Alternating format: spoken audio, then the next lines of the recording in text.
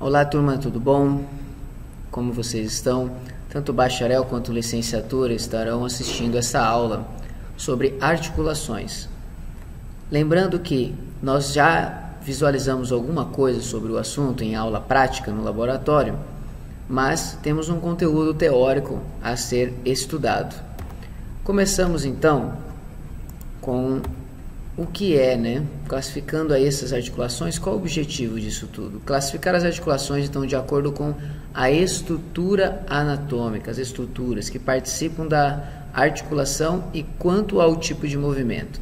Então, esse é o objetivo dessa nossa aula, aprender a classificar as articulações de acordo à estrutura e de acordo ao movimento, tá? Não esqueçam que isso aqui tem grande chance de cair na prova. Lembra que a gente sempre, quando eu dou um toquezinho, que a chance é bem grande. Como que se classifica as articulações? Por estrutura e por movimento. Então, o que é uma articulação? É um conjunto de estruturas que unem dois ou mais ossos do esqueleto, ou entre um osso e os dentes. Então, uniu mais de um, você já pode considerar uma articulação. Permitem também a mobilidade dos diferentes segmentos corporais, graças às articulações que a gente se movimenta. Também uma mobilidade que varia de acordo com o tipo de articulação existente. Então nós vamos estudar aqui 3 tipos de articulação. E esses 3 tipos de articulação vão ter suas classificações de acordo à sua mobilidade ou à sua estrutura. E essa mobilidade, ela varia de acordo com esse tipo de articulação. Que tipo de estrutura nós temos na articulação? Isso vai interferir na mobilidade dessa articulação. Como que ela se mexe, o quanto ela se mexe, qual é a amplitude de movimento, ou não permite movimento muito amplo, como é que é? Então, nós temos as articulações do tipo fibrosas, as articulações do tipo cartilaginosas e as articulações do tipo sinoviais. Aqui nós temos as articulações do tipo fibrosa, que nos dão essa característica que tem pouca ou quase nada de mobilidade. A cartilaginosa já permite uma mobilidade e a sinovial é a mais móvel de todas. Nós também podemos classificar ela pela questão do movimento. Aqui nós classificamos pela questão da estrutura, o que tem de estrutura na articulação. Aqui eu tenho fibras, aqui eu tenho cartilagem e aqui eu tenho um líquido chamado líquido sinovial. Já que eu classifico por movimento, a sinartrose, imóveis, anfiartrose, semimóveis e diartrose são articulações do tipo móvel. Aí você pode classificar elas, a fibrosa, aqui as imóveis, cartilaginosa, as semimóveis e as sinoviais são as articulações móveis. Também podemos ter algumas outras formas de estudar cada uma delas. Então lá, sinartrose, então ela sem movimento e ela é composta por tecido conjuntivo fibroso.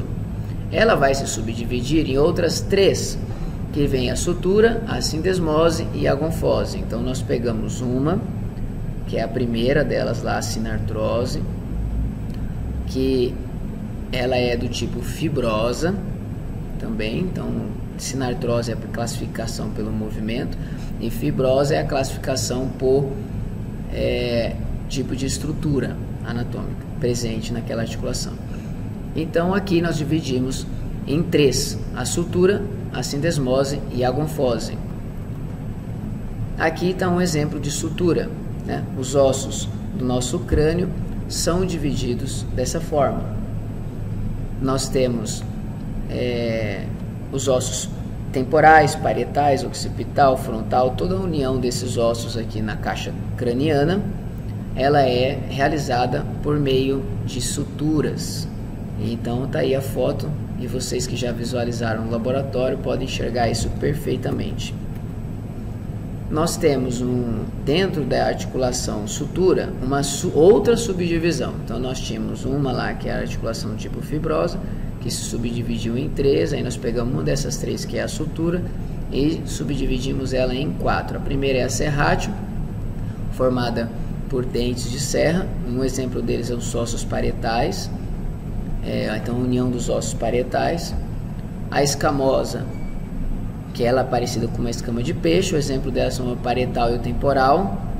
E a plana, que são lineares e ajustam-se perfeitamente, exemplo de ossos nasais e entre os processos palatinos do maxilar, ou ali palatina. E a esquindilese, que é caracterizada por uma crista que se encaixa em uma fenda. Essa articulação ocorre somente entre o vômero e o esfenóide, você não vai encontrar ela em outro lugar. Então aqui ela se subdividiu em 4. A sutura se subdividiu em 4 classificações. Voltamos então à classificação sinartrose, que ele se subdividiu em 3. Pegamos a sutura, ela se subdividiu em 4. Agora nós vamos pegar a segunda tipo de articulação sinartrose ou fibrosa, e ela é a sindesmose. Então, um dos exemplos aqui é a membrana interóssea. Entre o rádio e a ulna, nós temos uma membrana que é do tipo fibrosa, que ela é praticamente imóvel, tá? E aqui uma foto real de uma articulação para uma visualização melhor. E a última é a gonfose, que é o principal exemplo e talvez quase único, a articulação ali entre os dentes e o maxilar ou a mandíbula, ok? Então nós vimos a articulação do tipo fibrosa, já estudamos os 3 tipos, a primeira delas que se subdivide em 4 e depois as outras 2. E agora temos a cartilaginosa sinovial. Primeiro vamos ver a cartilaginosa. A cartilaginosa, ela é do tipo, ela pode ser chamada também de anfiartrose pela classificação de movimento, como já vimos anteriormente, e ela pode ser dividida em mais 2 classificações, a sínfise e a sincondrose. Então, a primeira delas aí, ela tem uma classificação como um todo, né? A sínfise como uma fibrocartilagem, né? E suporta muita pressão, né? Muito impacto. Então nós temos, por exemplo, no osso do quadril, uma sínfise. Entre os 2 pubis, nós temos uma cartilagem que é chamada de sínfise púbica. Essa cartilagem chamada de sínfise púbica, ela pode inflamar, né, ali aquela região do pubis, tanto a cartilagem em si ali com a relação ao osso, quanto as inserções musculares. Por exemplo, a musculatura adutora da coxa, boa parte dela tem a sua inserção aonde? No pubis. Então por isso que é comum um atleta, por exemplo, de futebol, que é muito comum ter pubalgia, que é a inflamação nessa região do osso, né, a região do quadril ali do pubis. E porque a musculatura, sendo muito exacerbada a sua exigência, ela vai ter uma tração muito maior no osso e às vezes gera um processo inflamatório. Então aqui está o exemplo do osso do quadril, e a sínfise púbica. E aqui eu tenho inserção de musculatura. Por todo o osso do quadril a gente tem inserção de músculos aqui na frente, atrás, aqui embaixo no pubis, aqui no pubis e também aqui no isquio. Nós temos inserção, ok? Além de nós temos aqui até uma visualização dos discos intervertebrais, ok? Que também é um outro tipo de estrutura cartilaginosa, né? O tipo de articulação do tipo sínfise também, tá? Aqui mais uma figura mostrando os discos intervertebrais, que é uma articulação cartilaginosa do tipo sínfise, que permite razoavelmente o movimento corporal e suporta muita carga, né? A gente põe quilos e mais quilos em cima do corpo e a coluna está suportando tudo isso. O outro tipo é do tipo sincondrose, cartilagem é hialina, já é uma outra estrutura, e ela já não suporta tanta pressão e impacto. E aqui nós vamos colocar como principal local as cartilagens costais. Então aqui nós temos aquela caixa torácica como na figura, só que os ossos das costelas não se conectam de forma direta com o osso externo, que é esse osso do meio. e nem com o manúbrio do externo, nem com o processo xifoide. Ele tem cartilagens que fazem conexão com o osso externo. Então, a gente não tem essa conexão direta. Já lá com as vértebras, na parte posterior, as costelas se conectam de forma direta, ok? Então, não tem suporte de pressão, assim condrose. Então, até que se você jogar um peso muito grande em cima do tórax, a chance de você fraturar as costelas e machucar as cartilagens é razoável.